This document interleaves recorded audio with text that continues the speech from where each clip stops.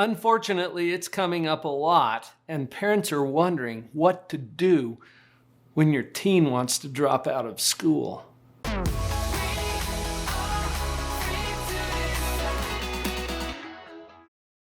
I've got 5 specific strategies for you, but before we get to that, I have to share this with you. One of our subscribers sent me this actual letter that they got from their teenager. Check it out. Dear Mom and Dad, you know what? Anytime a letter starts with that, it's like, okay, what's happening, right? Check this out. For this year, I have not done my schoolwork like I was supposed to. This is because I feel like I don't need any of the stuff they teach us. And Dad told me, he's throwing Dad under the bus. Dad told me that none of the things we learned will ever be implied in the real world and that it is only to expand our mental knowledge with creative spelling. So setting it up, right? Can you hear what's coming, parents? Let's go to the next part. So I want to drop out of school. Okay, and right there is where most parents are going to have a little bit of heartburn. But stick with me, he really works it here. So I want to drop out of school and see how far I get in life. And by doing this, I will take responsibility for cleaning the house. Okay, now we're bargaining here. This is kind of fun. Parentheses, as you always ask of us. I'm guessing that it's not been happening the way Mom wants it to. But we're throwing that out there as a bargaining chip. And if you want me to get a job instead, then I'll do it. This is what I want, and I don't care what people think of me because it is my life and my choice.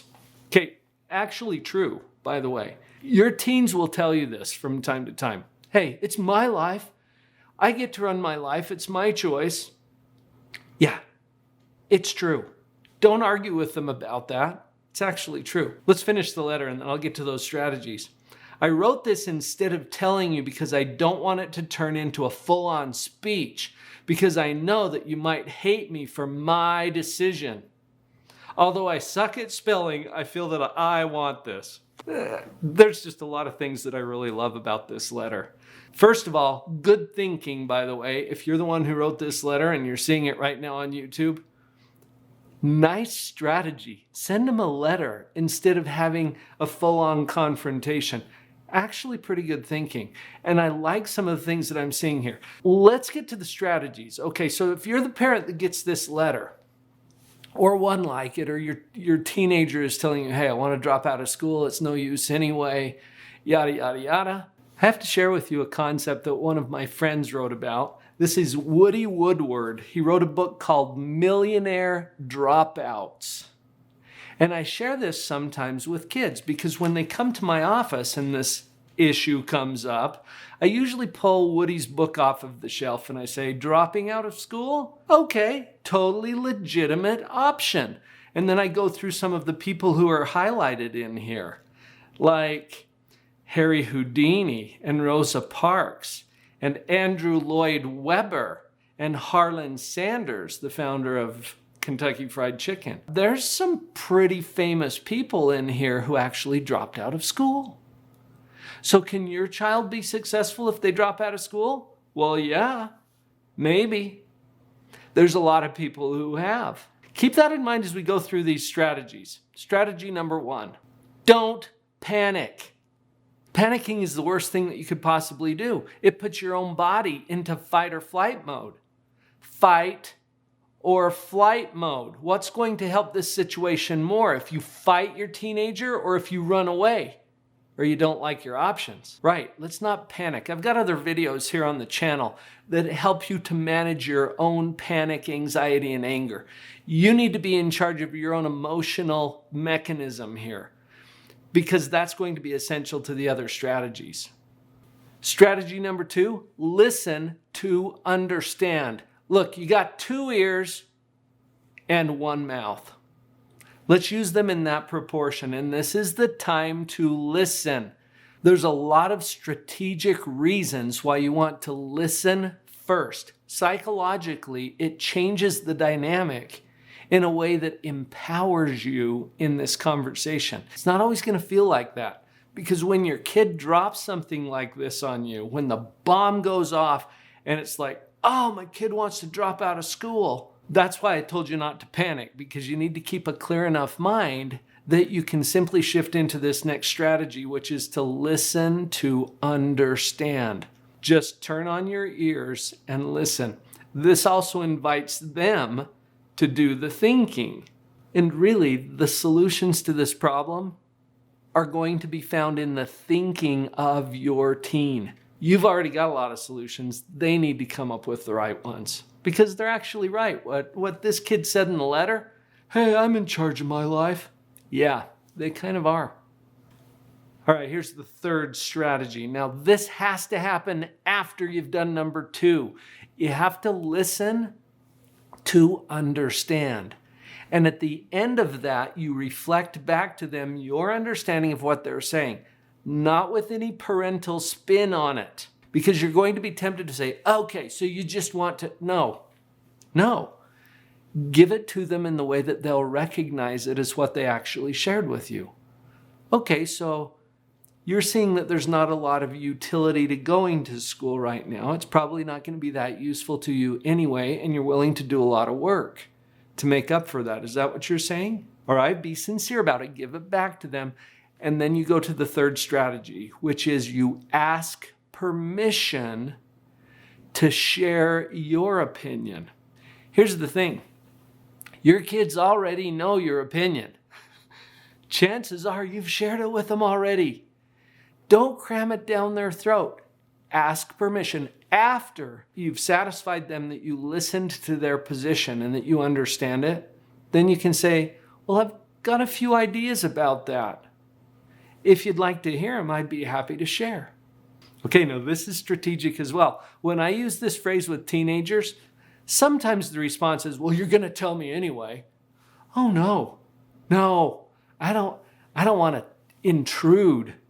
I don't want to insert my opinion here where it's not wanted. If you want to hear it, I'm happy to share. And it drives them nuts. They have to hear it. They're like, okay, fine, tell me. Even though they kind of already know your opinion. But you ask permission. That's important. Now we're at a point where you've taken some time to listen. Remember, you're controlling your emotional response so you don't panic. You've taken time to listen. You've asked permission to share your opinion. And if they don't give you permission, you don't share it. Can you do that? Then we move into the next phase. You still have opinions about this, and you still have some responsibility for them as a parent. So here's how I'm wording this particular strategy. Adjust the compensation as appropriate. All right. The reason I said it that way is because you're already providing them with far more than they can afford. Really, if they were on their own, could they live in the kind of luxury that you're providing to them? No. In another video, I shared that there are 5 freebies, okay? You don't get to mess with the freebies. They get to have for free from you love, air, water, food, and shelter. Those are the 5 freebies.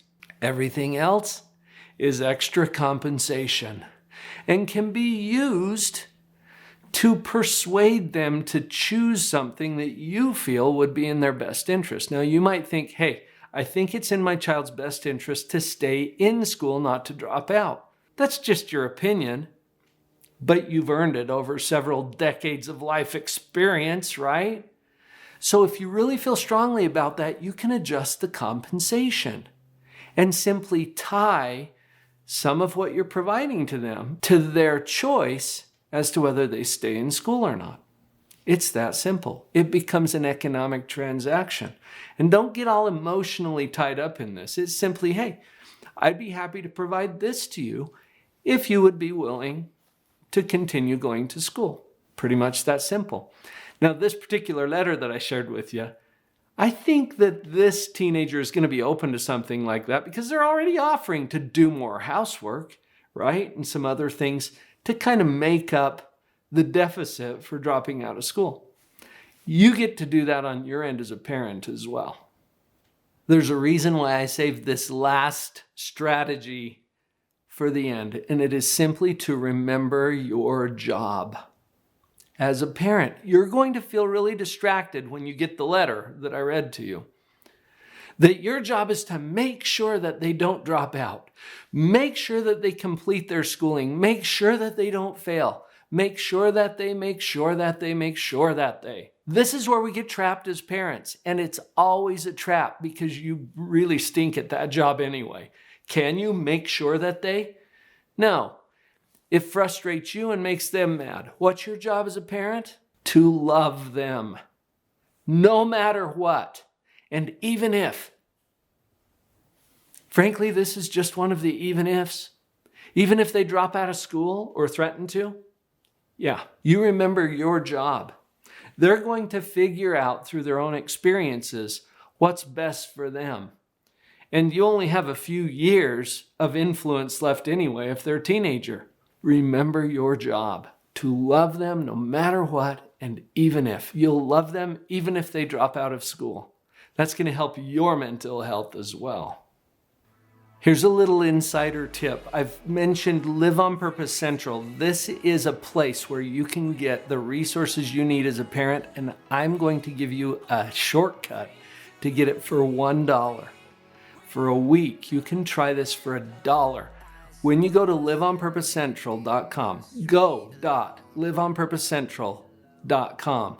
And if you go up to the top as if you're going to close the browser, it'll pop open a window that will give you a chance to get in for $1.